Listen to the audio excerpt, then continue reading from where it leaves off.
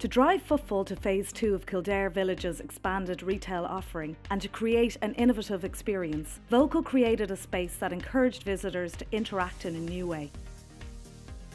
Echoing the brand values and aesthetics of craft, a series of innovative interactive units were housed in beautifully crafted wooden structures, creating the Download experiential room.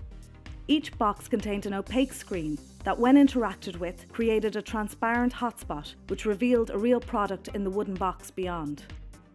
Using Ireland's first interactive hype boxes, viewers could interact with products in a unique manner.